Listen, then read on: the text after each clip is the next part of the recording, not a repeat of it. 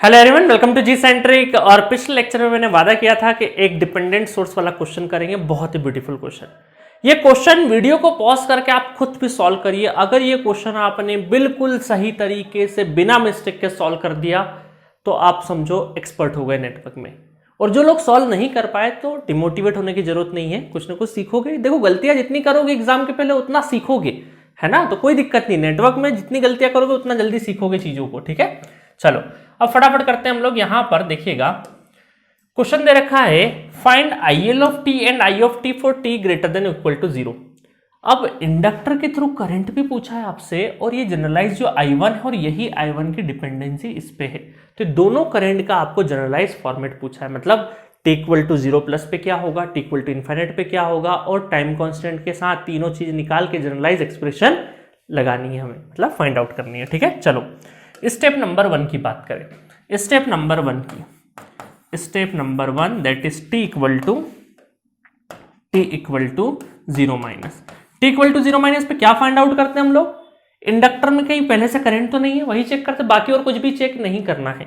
अब ये u of T लग गया, और हमें पता है u of T equal to 0 minus पे क्या होता है, 0 होता है, तो कई बार देखा है। तो इसका मतलब है कि यहां पर विदाउट सोर्स हो गया। यहां पर क्या हो गया? Without source. ठीक है, क्योंकि t इक्वल टू 0 माइनस पे, क्योंकि ये तो कहां पे इस तरीके से u ऑफ टी तो ऐसे चलता है, ये u ऑफ टी की बात हो रही है, तो 0 माइनस मतलब इधर की साइड में तो 0 होता है पूरा, तो विदाउट सोर्स हो गया। विदाउट सोर्स हो गया तो आप क्या बोलेंगे, sir IL 0 minus equal to 0, और यही IL 0 प्लस पे होता है। अब मुझे बताइए, क्या स्टेप नंबर 2 की जरूरत है? क्या स्टेप नंबर 2 की जरूरत है? हाँ है जरूरत। क्यों? क्योंकि इस बार सिर्फ हमें इंडक्टर के थ्रू करंट नहीं पूछा है, ये क्वांटिटी भी तो पूछी है। अगर सिर्फ ये पूछा जाता तो हमें एक ही स्टेप में काम, सेकंड स्टेप की जरूरत नहीं पड़ती, क्योंकि t इक्वल टू 0 प्लस पे आ चुका है आंसर आपका। बट हमें I1 ऑफ है ना, इसको I1 ले लेना, ठीक है, I1 ऑफ t भी निकालना है। तो उसके लिए तो हमें क्या करना पड़ेगा? उसके लिए तो t इक्वल टू 0 प्लस पे हमें एक्सप्रेशन मतलब सर्किट ड्रॉ करना पड़ेगा। तो हम चलते हैं स्टेप नंबर 2 की तरफ। Step number 2 that is t equal to 0 plus. t equal to 0 plus पे देखो सर्किट कैसा नजर आ रहा है ना। ये क्यों बना रहे हैं हम लोग? क्योंकि करंट के अलावा जो दूसरे पैरामीटर, जो इंडक्टर के थ्रू करंट तो हमें पता चल गया, बाकी दो दूसरे पैरामीटर लाइक I1 उसको फाइंड आउट करना पड़ेगा हमें। ठीक है, चलो तो यहां पर ये हो जाएगा आपका u ऑफ टी, तो क्या हो जाएगा 1, तो दैट इज 100, है ना। u कितना हो जाता है? 1 हो जाता है, 100। ये हमारा रेजिस्टेंस, इंडक्टर हमारा क्या हो जाएगा? Inductor t equal to 0 plus पे ओपन हो जाएगा। ठीक है, और यहां पे ये रेजिस्टेंस, और ये कुछ इस तरीके से, ठीक है, प्लस माइनस। इसको थोड़ा सा उठा के मैं इधर ले आता हूं, दिख रहा है अच्छे से? चलो, तो यहां पर 10 ओम 20 ओम, ठीक है, और यहां पे इसको थोड़ा सा दूसरे कलर में लिख देते हैं। I1 जो होगा, I1 इस दफे I1 ये कौन सा है? 0 प्लस वाला है। तो इसका मतलब ये भी 20 I1 0 प्लस वाला हो जाएगा, है ना। ये वेरी होगा ना, इस पे जो भी वेरिएबल है, जैसा ये वेरी होगा तो ये भी वही वेरी होगा उसी रेशो में, मतलब रेशो में क्या बोल सकते हैं, उसी इंस्टेंट पे। ठीक है, चलो अब हमें पता है कि करंट है तो plus minus voltage polarity KVL घूम जाते हैं, तो 10 minus 10 I1 of 0 plus minus 20 I1 of 0 plus minus 20 I1 of 0 plus equal to 0। ठीक है, तो क्या क्या हो गया? 20 और 20 40 और 1 50, तो हम ये बोल सकते हैं कि I1 0 प्लस कितना हो गया? 10 डिवाइडेड बाई 50, तो 1/5 एम्पेयर। IL पहले से था, ये 0 प्लस पे, t इक्वल टू 0 प्लस पे IL तो हम निकाल ही चुके थे, बट I1 ऑफ 0 प्लस कितना आया? 1/5 एम्पेयर आया। ठीक है, काम हो गया, क्योंकि ये दो ही चीजें पूछी थी हमें, बाकी और पैरामीटर यहाँ वोल्टेज निकालने मत बैठ जाना, उसकी जरूरत नहीं है। ठीक है, चलिए अब बात करते हैं हम लोग स्टेप नंबर 3 की। Step number 3 t equal to infinite, t equal to infinite पर भी क्या है देखो, ये हमेशा 100 रहेगा, फॉर एवर 100 है, तो इसका मतलब हम ये बोल सकते हैं विद सोर्स है। ये क्या है आपका with source, with source, with source.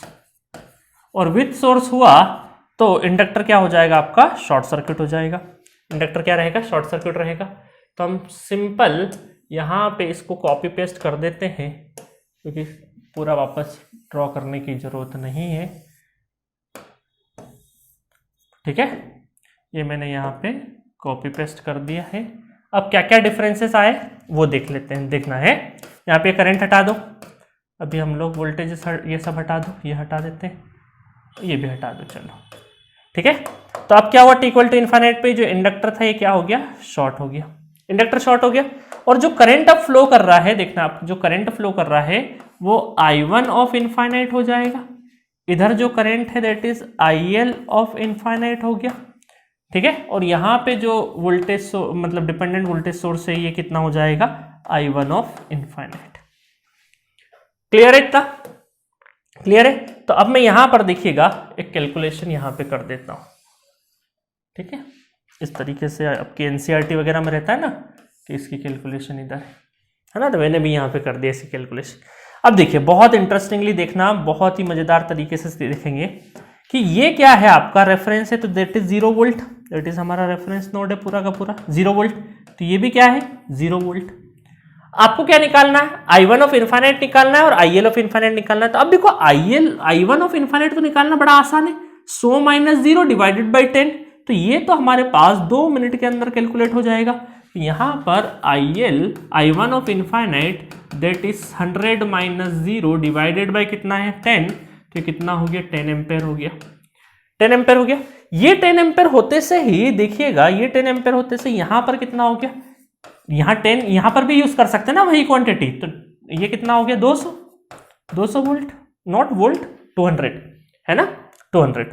तो हम ये हाँ 200 वोल्ट है ना, वोल्टेज सोर्स है प्लस माइनस है। तो हम ये बोल सकते हैं कि 20 इंटू आई ऑफ इन्फाइनाइट, तो आई ऑफ इन्फाइनाइट था 10, तो 10 यहाँ पे हम लोगों ने लगा दिया।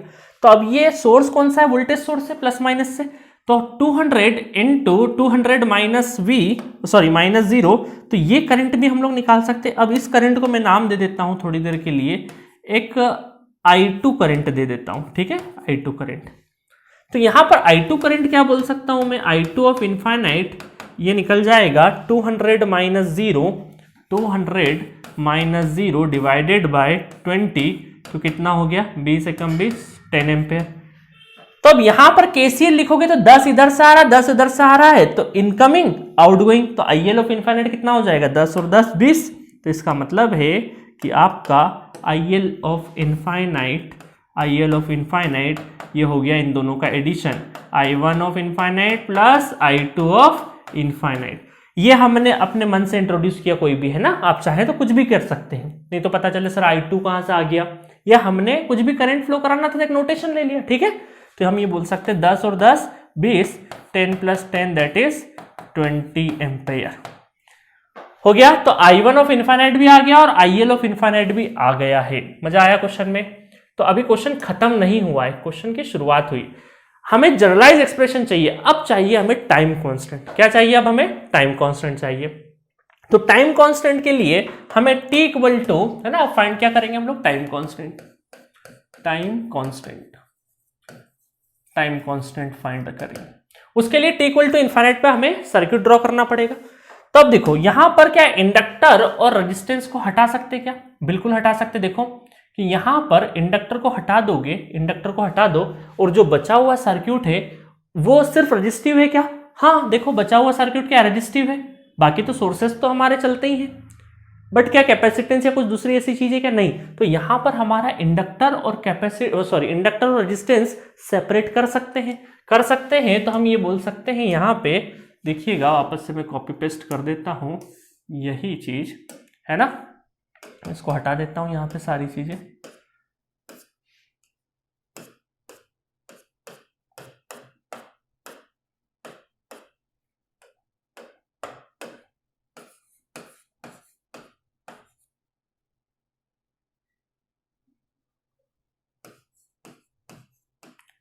ठीक है, तो ये मैंने कॉपी कर दिया। अब देखो मैंने इंडक्टर को हटा लिया, यहां से इंडक्टर को हटा लिया। अब जो बचा हुआ सर्किट नजर आ रहा है मुझे वो प्योरली रजिस्टिव है, सिर्फ सोर्सेस है, बाकी तो रजिस्टिव ही है। तो अब हमें अगर यहां से RTH निकालना है, यहां से क्या निकालना है, हमें RTH निकालना है, तो क्या करना पड़ेगा, R इक्विवेलेंट या RTH एक ही बात है। तो ये कौन सा है, थेवेनिन्स थ्योरम में हमने जो केस नंबर 2 पढ़ा था जिसमें इंडिपेंडेंट और डिपेंडेंट दोनों सोर्स आ जाए, उस केस में RTH निकालने की 2 मेथड बताई थी। पहली मेथड थी VTH upon ISC, VTH upon ISC। But हमें क्या यहाँ इसके अक्रॉस ओपन सर्किट वोल्टेज की जरूरत है क्या, नहीं है, तो VTH क्यों निकाले अननेसेसरी हम लोग, तो वो, और उसमें एक चीज और ध्यान रखना कि do not disturb any source.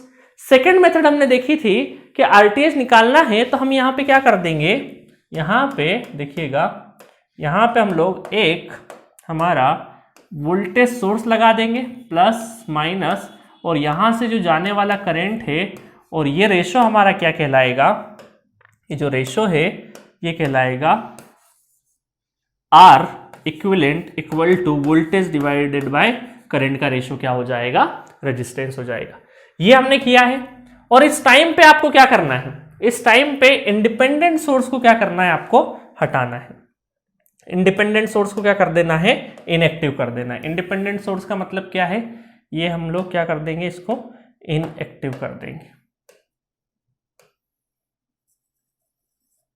Independent source क्या कर दिया हमने, इनएक्टिव कर दिया। ठीक है, कहानी समझ में आ गई क्या करा है। तो हमने सेकेंड मेथड यूज किया V/I का रेशो। आप चाहे तो पहले मेथड से भी कर सकते हैं, एग्जैक्टली सेम आंसर आएगा, बट VTH क्यों फाइंड आउट करें हम लोग। ठीक है, चलो, तो अब यहां पर आपको ये फाइंड आउट करना है, इसको मैं हटा इसको इधर की साइड में लिख देता हूं कि हाँ भाई ये फाइंड आउट करना है हमें, चलो यहीं रहने देते हैं। अब हमें हमारे पास कोई और मेथड नहीं नजर आए तो आप क्या कर सकते हो, यहाँ पे सीधा नोडल लगा सकते हो। ठीक है, क्या लगा सकते हो यहाँ पे, सीधा नोडल, नोडल का एक्सप्रेशन। तो ये हमारा यही वोल्टेज V यहाँ पे बन जाएगा, क्योंकि ये ग्राउंड है, ये क्या है, ग्राउंड, तो यही वोल्टेज V हो जाएगा। तो अब आप देखो यहाँ पर नोडल लिखे अगर, तो V - 20I1 डिवाइडेड बाय 20, ठीक है, प्लस इन दोनों करंट क्या है, इनकमिंग है, दोनों करंट इनकमिंग है, तो हम क्या बोल सकते हैं, यहाँ पर देखिएगा, यहाँ पर हम ये बोल सकते हैं प्लस, इसमें I1 रहने देते हैं, V/10, ठीक है, V/10। और देखो अब आप बहुत सारे स्टूडेंट ये बोलते हैं कि सर करंट जब दे रखा है तो करंट लिख लो ना, है ना, बट हमने याद है क्या करते हैं हम लोग, कोशिश ये करते हैं कि एक्स्ट्रा वेरिएबल कम से कम आए, बट आपका एक वेरिएबल ऑलरेडी I1 आ चुका है, तो यहां पर मैं V/10 अगर करूं, है ना, और देखो मुझे फर्क नहीं पड़ता अगर करंट का डायरेक्शन मेंशन है तो भी मैं क्या करूंगा, अगर उसको नहीं लूंगा, क्यों नहीं लेता हूं, क्योंकि इक्वेशन में एक और अननोन क्यों इंट्रोड्यूस करें, बट इस केस में पहले से ही I1 आ चुका है। अब आप यहाँ पे क्या कर रहे हो, तो इसलिए यहां पर चाहे तो V/10 भी कर सकते हो, या फिर ऐसा भी कर सकते हो कि डायरेक्टली इनकमिंग अगर आपको लिखना है, तो ये तो हम आउटगोइंग लिखते हैं, तो यहाँ पर डायरेक्टली आप ऐसा कर सकते हो I1 प्लस, क्योंकि ये भी इनकमिंग है, कैपिटल I, ये भी कर सकते हो। और V/10 भी करोगे, तो V/10 करोगे तो क्या हो जाएगा, वो आउटगोइंग इस साइड में आएगा, और I1 लिखोगे तो वो इनकमिंग उसमें आएगा। ठीक है, बाकी आपकी श्रद्धा भक्ति। चलो, अब इस इक्वेशन में हमें क्या चाहिए, हमारे लिए हर्डल क्या है, हेडेक कौन है, ये I1 है। I1 को किसी तरीके से एलिमिनेट कर दिया, देन V और I के बीच की इक्वेशन बन जाएगी, उसका रेशो कर देंगे। अब I1 निकालना आसान है, क्योंकि ये क्या है आपका 0 वोल्ट, तो हम ये बोल सकते हैं कि I1 इक्वल टू कितना हो जाएगा, 0 - V डिवाइडेड बाई 10। तो I1 कितना हो गया, -V/10, वही अभी मैं V/10 जो लिख रहा था, एक ही बात है। तो यहां पर हम क्या करेंगे, V - 20 इंटू -V/10, ठीक है, डिवाइडेड बाय 20, ठीक है, equal to -V/10 plus I, ठीक है। तो यहां से ये कैंसिल आउट हो गए, ये हो गए हमारे कैंसिल आउट, तो माइनस माइनस प्लस, तो 2V और V 3V है ना, तो यहां पर क्या आ जाएगा, ये 3V divided by 20 plus V/10 इधर की साइड में लिया और I, ठीक है। और यहाँ पर एलसीएम का ले लेंगे तो 20 एलसीएम, तो 3V plus 2V equal to I, और ये हो जाएगा 20 उधर चलेगा 5V, तो V/I का रेशियो जो बन जाएगा 20 divided by 5, 5 Chowk 20, that is 4 ओम। अभी R इक्विवेलेंट आया है, नॉट टाइम कांस्टेंट, ठीक है, खुश मत होना अभी, है ना, पूरा क्वेश्चन अभी कंप्लीट नहीं हुआ है। अभी क्या आया है, सिंपली 4 ओम आया है अभी रेजिस्टेंस। बस अब हम लोग क्या करेंगे, टाइम कांस्टेंट है हमारे पास, टाइम कांस्टेंट है क्या है, सॉरी इंडक्टेंस है हमारे पास। अब टाइम कांस्टेंट हम लोग निकाल देंगे। तो टाइम कांस्टेंट क्या हो जाएगा, tau, tau equal to L by R. L कितना है, एल है हमारा 0.1 एल है, और आर इक्विवेलेंट कितना है 4 है। ठीक है, तो ये हो गया 1/40 आपका टाउ हो गया। ठीक है, 1/40 क्या हो गया, टाउ हो गया। अब बस जनरलाइज एक्सप्रेशन है वो तो 2 मिनट में आप लिख दोगे फटाफट, उसमें तो कोई दिक्कत ही नहीं है आपको, उसमें तो कोई दिक्कत ही नहीं है। थोड़ा सा डिफरेंट कलर ले लेते हैं। चलो, तो ये हो गया हमारा IL of T, inductor current लिखते हैं। इनफाइनाइट पे कितना है 20 है, प्लस यहाँ पे 0 प्लस पे कितना है, 0 प्लस पे 0 प्लस पे 0 प्लस पे 0 प्लस पे कहाँ गए, 0 है, 0 प्लस पे 0 है, -20 e⁻ minus T by tau मतलब 40t। ठीक है, तो IL ऑफ टी कितना हो जाएगा, 20 कॉमन ले लो, 1 minus e⁻ minus 40t that is IL of T. और सिंपल I1 ऑफ टी कितना हो जाएगा, इनफाइनाइट पे कितना आया है, इनफाइनाइट पे आया है 10, इनफाइनाइट पे 10 प्लस 0 प्लस पे कितना है, 0 प्लस पे भी निकला है ये 1/5 माइनस 10 e⁻ माइनस 40t। ठीक है, तो इस तरीके से हमारा बाकी कर लेना कैलकुलेशन, कोई दिक्कत ही नहीं है। तो ये पूरा क्वेश्चन हमारा सॉल्व हो गया है। ठीक है, चलो मजा आया क्वेश्चन में, क्वेश्चन बहुत खूबसूरत था ये वाला क्वेश्चन, जिसमें डिपेंडेंट सोर्सेज था। तो देखो यहाँ पर हमें विदाउट सोर्स था, तो सिर्फ इंडक्टर ने ये करंट भी पूछा था, इस वजह से हमें t = 0 भी करना पड़ा, क्योंकि बाकी पैरामीटर तो निकालने हैं ना। फिर इनफाइनाइट पे देखा तो वहां भी मजेदार कैलकुलेशन थी, बहुत सारी मजेदार तरीके से हमने ये भी सॉल्व किया। उसके बाद टाइम कांस्टेंट में अलग चैलेंज था हमारे पास, क्योंकि आर इक्विवेलेंट निकालना था और इंडिपेंडेंट सोर्स है। कई बार ये जो है ना इनएक्टिव करना भूल जाते हैं बहुत सारे स्टूडेंट, इस वजह से यहाँ पर आपको देखो अगर इनएक्टिव नहीं करोगे तो यहाँ पर एक एक्स्ट्रा कांस्टेंट दिखता रहता है, तो वो एलिमिनेट नहीं होता है। स्टूडेंट को लगता है कि मैं कुछ गलत कर रहा हूँ, तो कई बार ये इनएक्टिव करना भूल जाते हैं, इसका विशेष ध्यान रखिएगा। ठीक है, चलो तो बहुत ही मजेदार क्वेश्चन था ये। नेक्स्ट क्वेश्चन की तरफ बढ़ते हैं। चलो नेक्स्ट क्वेश्चन देखते हैं, क्वेश्चन नंबर 343। अच्छा, नेक्स्ट क्वेश्चन पे जाने से पहले मैंने नजर पड़ी थी, देखिएगा यहाँ पर जो मैंने स्टेप नंबर 2 सॉल्व करी है ना, तो गलती से मैंने सर्क्यूट तो सही ड्रॉ किया, बट यहाँ पर 100 की जगह मैंने क्या कर दिया, 10 कर दिया, है ना। तो आप में से बहुत सारे लोगों ने यहाँ पे पॉइंट नोट किया होगा या फिर सोचा होगा सर क्या कर रहे हैं, गलत क्यों कर दिया। तो बाय मिस्टेक ऐसी मिस्टेक्स कभी कभी हो जाती है सॉल्यूशन लिखते लिखते, तो उसमें आपको खुद ही समझ जाना है कि क्या करना है ना। तो आपको चाहो तो यहाँ पे 100 से सॉल्व कर लेना, 100 से सॉल्व करोगे तो ये सिचुएशन बदल जाएगी। ठीक है, तो मैं कर नहीं रहा हूँ पूरा, आपको देखो कॉन्सेप्ट क्लियर है, बस छोटी छोटी चीजें इस तरीके से लिखने में कुछ गड़बड़ हो जाए तो माइंड मत किया करो, है ना। आप तो नहीं करते होंगे। तो यहाँ पर आप चाहें तो इस कैलकुलेशन को एक बार और कर लेना अपनी कॉपी में, यहाँ पे 100 कर लेना। ठीक है, 100 कर लोगे तो कितना हो जाएगा, 50 दूना 100 हो जाएगा। तो मैं यहाँ से क्या कर देता हूँ, पूरा क्वेश्चन चेंज करने की जरूरत नहीं, और जिसने लिखा भी तो बस 0 लगा के 2 एम्पेयर कर देना, बाकी और कोई भी डिफरेंस नहीं है, बाकी सॉल्यूशन पे कोई भी इम्पैक्ट नहीं पड़ेगा। तो मैं यहाँ पे इसको हटा देता हूँ। ठीक है, इसको मैंने हटा दिया, और यहाँ पे मैं अलग से मिस्टेक को थोड़ा हाईलाइट कर देता हूँ, है ना, 50 दूने 2 एम्पेयर। ठीक है, और बाकी देखो बाकी जगह मैंने वही 100 से ही सॉल्व किया है, तो बाकी आंसर्स आपके एज इट इज सभी के सही आए होंगे। ठीक है, और यहाँ पर बस एक चेंज होगा, 1/5 की जगह क्या हो जाएगा, यहाँ पे 2 एम्पेयर हो जाएगा, दैट इज 2 एम्पेयर हो जाएगा। ठीक है, बाकी ये भी क्वेश्चन मैंने क्या किया है, यहाँ तो खैर जरूरत ही नहीं पड़ी हमें। ठीक है, बाकी ये भी 100 से किया, ये भी 100 से किया, तो बस यहाँ पर एक 100 एक 0 और लगाना मत भूलना, है ना। बाकी और कोई भी मिस्टेक नहीं है क्वेश्चन में, क्योंकि कई बार क्या होता है ना, ऐसी छोटी छोटी मिस्टेक भी कई सारे स्टूडेंट को लगता है कि क्रॉस चेक करने के लिए वो चैट बॉक्स पे मैसेज कर देते हैं, तो बट इस तरह की दिक्कत मतलब मिस्टेक हो जाए तो समझ जाया करो कि हाँ कुछ कैलकुलेशन एरर है, या फिर लिखने में क्वेश्चन लिखने में कई बार इधर उधर हो गया। ठीक है, चलिए बाकी कॉन्सेप्चुअली कोई भी गड़बड़ नहीं होगी, कॉन्सेप्चुअली बाकी सारी चीजें सही है। नेक्स्ट क्वेश्चन पढ़ते हैं, बहुत ही ब्यूटीफुल क्वेश्चन ये भी, इसको भी वीडियो पॉज करिएगा और खुद से सॉल्व करिएगा, बहुत मजा आएगा, बहुत मजा मतलब बहुत मजा आएगा। चलिए तो क्वेश्चन पढ़ते हैं। क्वेश्चन में लिखा है the switch is open for a long time. Switch क्या है, लॉन्ग टाइम के लिए ओपन है, and it is closed at equal to 0, find I of T and I L of T.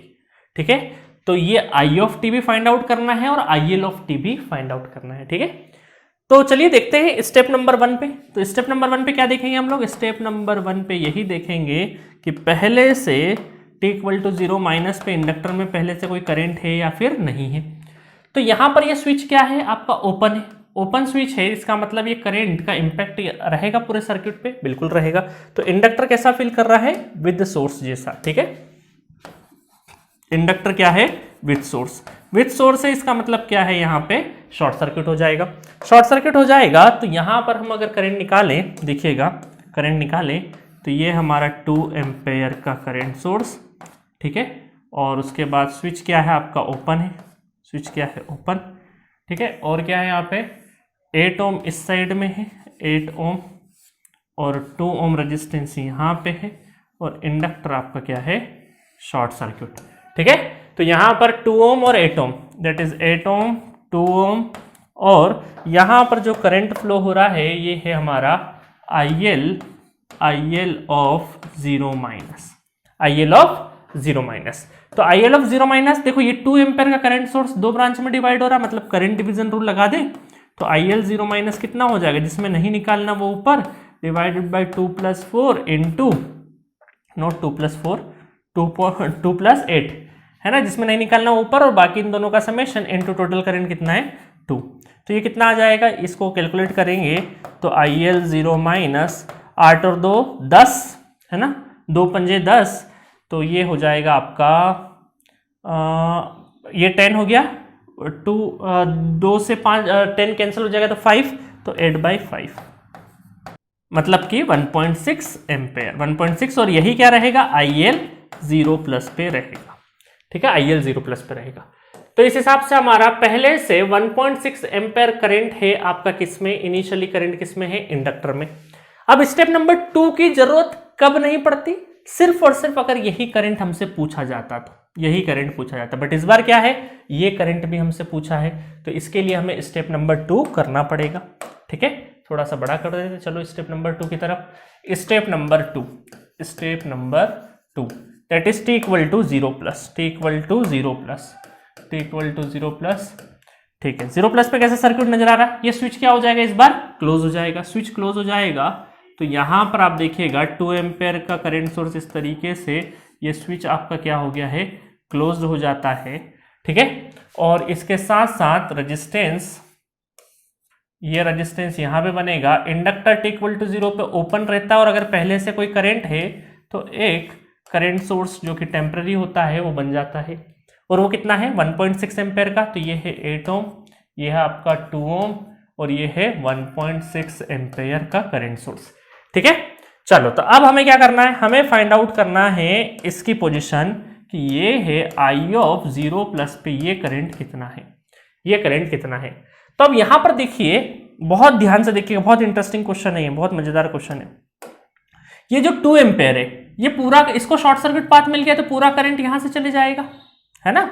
इसको हम ये बोल सकते हैं कि ये 2 एम्पेयर करंट ऐसे जाएगा, इसके अंदर कोई करंट जाएगा क्या, नहीं, क्योंकि शॉर्ट सर्किट है, मतलब ये हम ये बोल सकते हैं कि ये हमारा 0 पोटेंशियल, तो ये है आपका 0 वोल्ट, दैट इज 0 वोल्ट, तो इसमें करंट नहीं जाएगा, बट इसमें करंट जाएगा ओम्स लॉ के हिसाब से, है ना। चलो आगे बढ़े, तो इधर से 1.6 एम्पेयर करंट आ रहा है ना, इधर से 1.6 एम्पेयर इस तरीके से इस रफ्तार से आ रहा है 1.6, और इसको यहां पर नहीं जाएगा क्योंकि यहां पर इसके बगल में एक शॉर्ट सर्किट पाथ है। तो ये वाला जो करंट है, ये वाला जो करंट है, ये कुछ इस तरीके से जाएगा।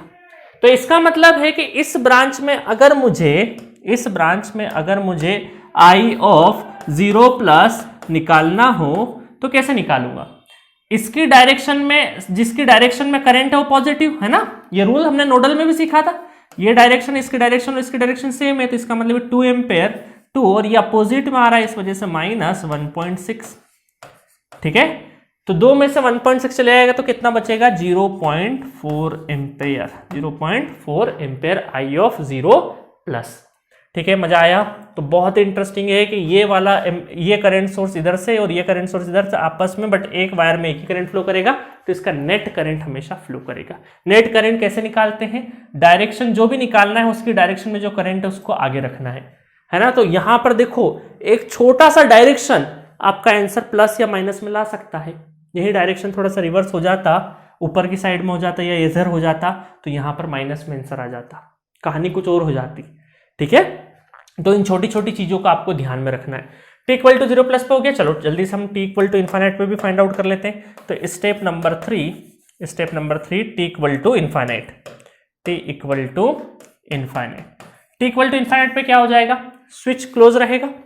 स्विच क्लोज रहेगा तो देखिए यहां पर ये इंडक्टर पे सोर्स, इस सोर्स का इंपैक्ट आएगा क्या? देखो इस पे आएगा क्या इंपैक्ट? क्योंकि यहां पर आपको नजर आएगा, देखिएगा ये 2 एम्पेयर का करंट सोर्स, ठीक है, और ये स्विच क्लोज हो जाएगा तो ये शॉर्ट सर्किट पाथ, और यहाँ पे रेजिस्टेंस, यहाँ रेजिस्टेंस और यहाँ पे inductor.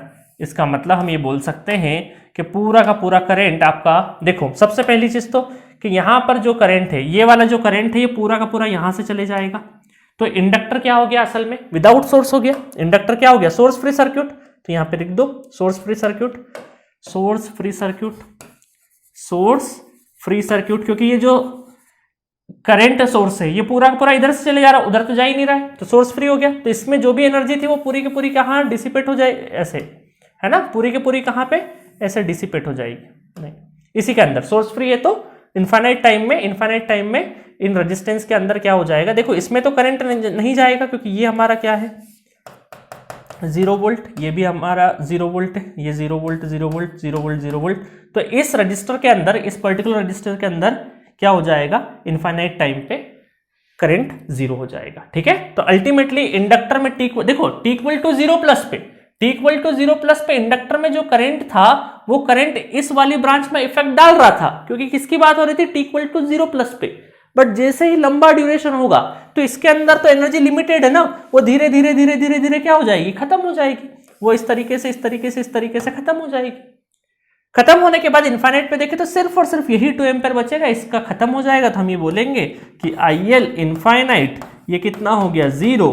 But I of t, ये I ऑफ t है ना, I ऑफ इनफाइनाइट, तो I ऑफ इनफाइनाइट ये करंट तो रहेगा 2 एम्पेयर, है ना। मजेदार क्वेश्चन, बहुत ही मजेदार क्वेश्चन है।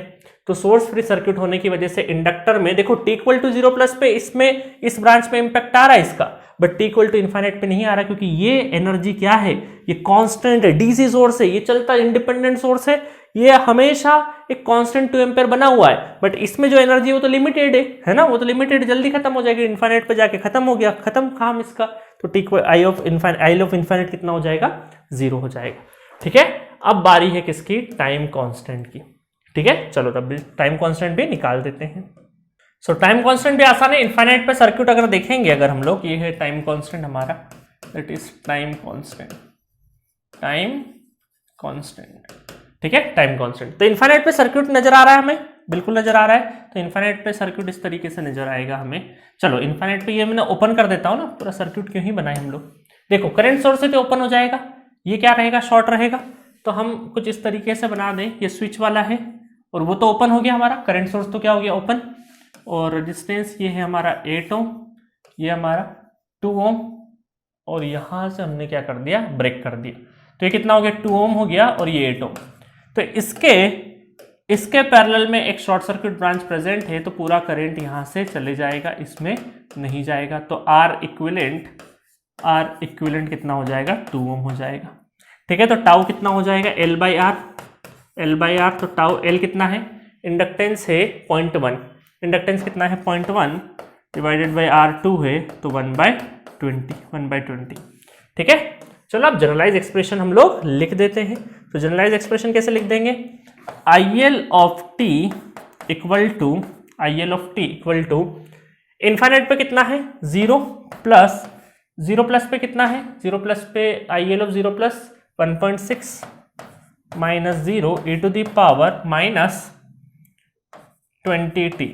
ठीक है, तो ये कितना हो जाएगा? IL ऑफ t हो जाएगा 1.6 e to the power minus 20t। है ना। देखो t इक्वल टू 0 पुट करो, फिर 1.6 आ रहा है, देखो 1.6 आ रहा है, 1.6 आ रहा है ना। चलो आगे चलते हैं।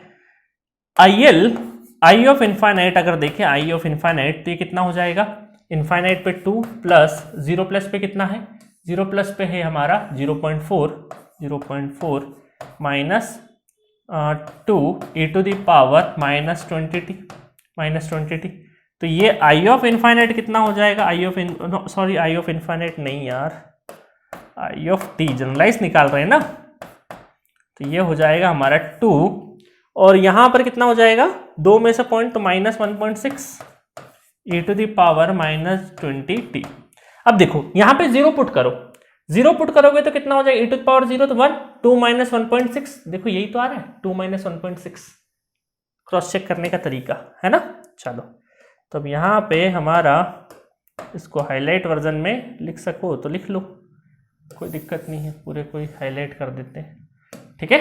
चलो तो ये हो गया हमारा 343 क्वेश्चन फिनिश। अब हमने बहुत सारे क्वेश्चन की कैटेगरी लगभग कवर कर ली है, तो इस लेक्चर में इतना ही। नेक्स्ट लेक्चर में मैं क्या करूंगा, कुछ ऐसे क्वेश्चन आपसे पूछे जाते हैं जो चार्ज और एनर्जी बेस्ड होते हैं। क्या होते हैं, जो चार्ज और एनर्जी बेस्ड होते हैं, करने वो क्वेश्चन भी आप कर सकते हैं खुद से, बट क्या होता है उसका एक सैंपल क्वेश्चन मैं करवा दूंगा ताकि आपको कभी चार्ज के फॉर्म में चीजें पूछ ले। देखो हो सकता है कैपेसिटर में इनिशियल वोल्टेज जो होता है वो डायरेक्टली भी दे देते हैं, बट कई बार वो चार्ज के फॉर्म में दे देते हैं। चार्ज के फॉर्म में Q इक्वल टू CV वाले फॉर्मूले से हमें लाना पड़ता है। कई बार आपको डायरेक्टली एनर्जी बेस्ड अच्छे क्वेश्चंस कई बार एनर्जी बेस्ड पूछे जाते हैं।